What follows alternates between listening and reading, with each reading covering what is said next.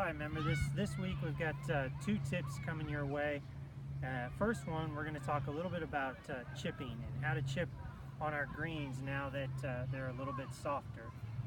Obviously, with all these warm temperatures that we've been having to put a little bit more water down on the golf course, and so that in turn makes our greens a little bit softer, more susceptible to ball marks, and also while we're chipping, it makes the ball grab a little bit more. Okay, so it's about time this time of the year to do away with chipping with our sand wedges, our gap wedges, something like that, and grab that pitching wedge.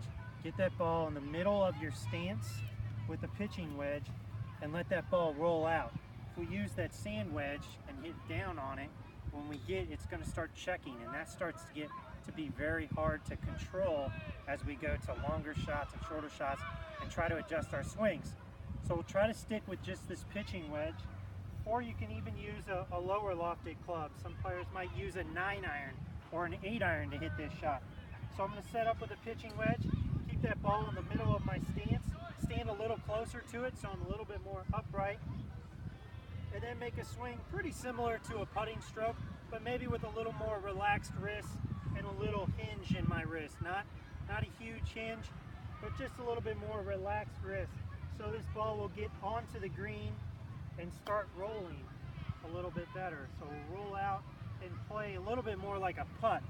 Whereas if we hit the sand wedge, we get that ball up there and the ball checks. And it's hard to control that. One time it might check and end up 10 feet short. One time it doesn't check quite as much and ends up quite a ways past the hole. Second thing we're going to talk about today is with the hotter temps, with the 90 degrees and all that, we have to put so much more water down on our greens specifically. You see us watering at night and you see them coming back up and watering throughout the day. So it makes our greens much more susceptible to ball marks. So I'm just going to go through the ball marks and fixing a ball mark again. So real quick, here, I've put a ball over here and basically made a ball mark. So we're going to get nice and close up on that ball mark. When we're fixing a ball mark, we want to use one of our tools. We have either the 2-prong tool or a single-prong tool, but both are going to be used the same way. We're going to put it in on the side of that ball mark and push towards the middle. Keep putting it on the side and pushing towards the middle.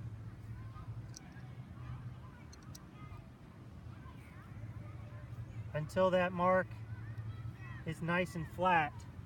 And then you got two options. If you have a putter with you, you would tap it down. Otherwise, go ahead and step on it and help kind of tap that down. That way every player that comes up here is hopefully being able to putt over a nice flat surface.